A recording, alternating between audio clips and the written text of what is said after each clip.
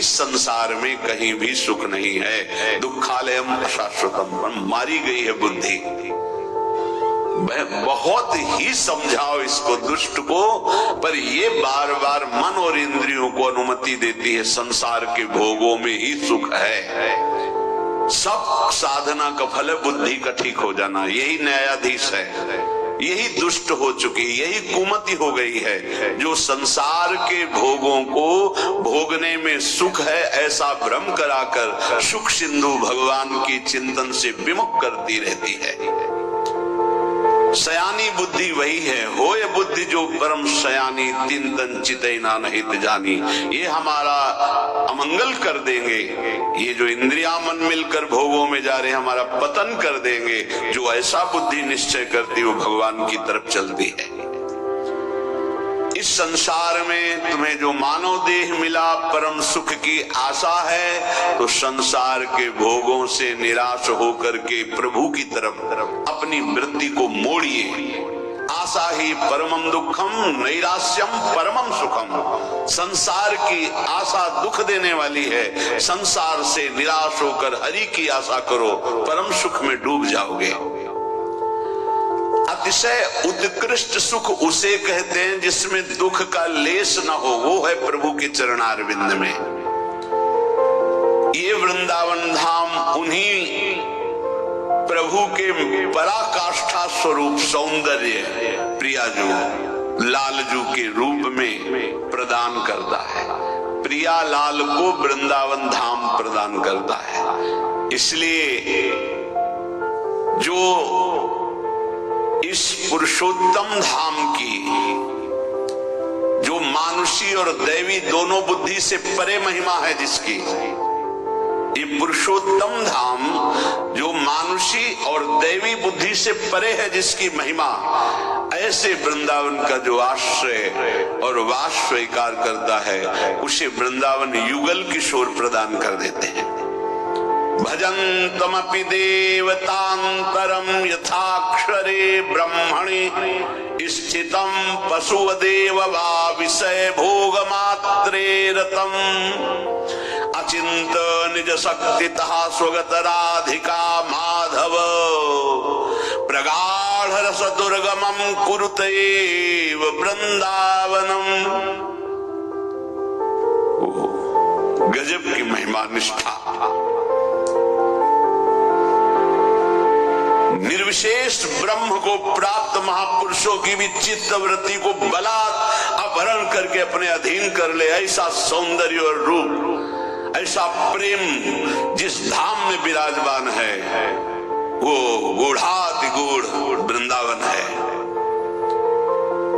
जो दैवी शक्तियों की उपासना करते हैं, निर्विशेष ब्रह्म में जो स्थित हैं, या कोई बुद्धिहीन विषय भोगों में रत है, दोनों की चित्त वृत्ति का अपहरण करके महाप्रेम में निमग्न कर देने की सामर्थ्य वृंदावन में है।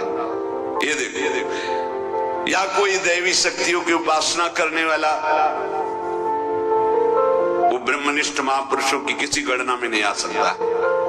या कोई निर्विशेष ब्रह्म को प्राप्त महापुरुष, सर्वोच्च गति स्थिति, या कोई विषय भोगों में रत विषयी पुरुष, घोर विषयी पुरुष, या कोई व्यवहार प्रपंच में संलग्न, चार बातें कही, ऐसों को घसीट कर अपने प्रेम में डुबो देना, ये सामर्थ्य वृंदावन की है। बहुत से ब्रह्मनिष्ठ महापुरुषों को राधा माधव का प्रेमी बना दिया इस वृंदावन ने। बहुत विषयों को भी वो पद दिया जहां संभाव्य पिबंच नारद शिव। ये अचिंत महान शक्ति बल से संपन्न से धाम वृंदावन है। श्री राधा माधव का प्रगाढ़ प्रेम प्रदान करने की सामर्थ्य है। इसलिए अगर कान तक आवाज पड़ रही हो तो वृंदावन वृंदावन वृंदावन, आश्रय ले लो वृंदावन का, आकर दर्शन करो वृंदावन के, एक दो रात्रि वास करो वृंदावन में, हो सके तो जब समय मिले तब वृंदावन आओ, वास करो। परम कृपालु वृंदावन तुम्हारे सारे पापों को भस्म करके प्रियालाल के चरणों का प्रेम प्रदान करेगा। पूज्यपाद श्री उड़िया बाबा जी महाराज, हमारे ऊपर प्रभु की कृपा है ये हम कैसे पहचाने? ये 8 लक्षण प्रकट होने लगते हैं जिसके ऊपर प्रभु की कृपा होती है। हमारे ऊपर प्रभु की कृपा है ये हम कैसे पहचाने? तो ये 8 लक्षण प्रकट होने लगते हैं जिस पर हरिजू की प्रियाजू की कृपा है। पहला, घोर अपराध करने वाले के प्रति भी दया की भावना, शांति पहला लक्षण है। भाव में भी पहले शांत भाव है। हमारे ऊपर श्री हरिजू की कृपा है, इसकी पहचान ये 8 लक्षण।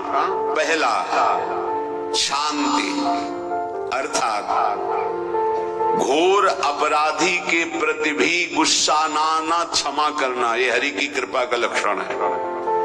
देख लो भाई, घोर अपराधी शब्द तो जाने दो, जरा सा प्रतिकूल हो जाए तो लाख समझाओ पर भ्रकुटी तनी रहती है। ईर्ष्या, द्वेष, मात्सर्य, द्रोह, ये उपासक के हृदय की विषय नहीं, ये तो गंदे विषयी पुरुषों के हृदय के लक्षण हैं। जहाँ ईर्ष्या है, मात्सर्य है, द्वेष है, द्रोह है, ये कुमति के लक्षण है, ये सुमति के लक्षण नहीं, ये हरि कृपा पात्र के लक्षण नहीं। आपसे जो अपराध कर रहा है, द्रोह कर रहा है, आपका क्षमा बल ये हरि प्रसाद से होता है। शांति, क्षमा बल, शांति, सह गया, क्या करूं, सहना ही पड़ेगा क्योंकि भगवत मार्ग में वो ऐसा नहीं होता। शांति, बुरा ही नहीं लगा, हरि कृपा पात्र को बुरा ही नहीं लगा। उमा संत कहे यही बड़ाई, मंद करत जो करे भलाई, ये सीधा शांति की व्याख्या है। अपने यहाँ मंगल गान में करत जे अनुशहन निंदक तिनहु पे अनुग्रह कियो, ये है हरि कृपा, ये है आचार्य कृपा, गुरु कृपा। अपराधी पर भी क्षमा का भाव होना, भला ऐसा है? अपराधी पर भी क्षमा का भाव होना, ये हरि कृपा पात्र में ही होगा, अन्य में नहीं। तो अगर अपने हृदय में ऐसा लगे कि ऐसा नहीं है तो हरिजू से प्रार्थना करनी चाहिए कि कृपा करो मेरे में सामर्थ्य आवे। दूसरा, अनुसूया, वो किसी भी के प्रति कभी भी कोई दोष दर्शन ही नहीं करेगा। दोष कथन, दोष श्रवण की तो बात जाने दो। अनुसूया, दूसरों के गुणों में दोष ढूंढना ये नहीं होता, हरि कृपा पात्र में ये नहीं होता। ये सब भजन के नाश करने वाले, जैसे पहला अपराधी पर क्रोध कर देना, तो माया ने भेजा इसीलिए था कि तुम्हारे साथ व्यवहार ऐसा करे कि तुम क्रोध करो, क्रोध करोगे तुम्हारी ऊर्जा शक्ति नष्ट हो जाएगी, अध्यात्म में जो चलने की थी। और कहीं तुमने संकल्प कर लिया तो भजन शक्ति नष्ट हो जाएगी। तो अगर भजन बल है तो गया, जरूर उसको दंड मिलेगा, पक्का मिलेगा, 100% मिलेगा, लेकिन आप खाली हो गए। ना भजन करने की वृत्ति रहेगी और ना भजन रहेगा, दोनों बात। अनुसूया, किसी के सद्गुणों में दोष देखना, गुणों में दोष ढूंढना, ये हरि कृपा पात्र में नहीं होता।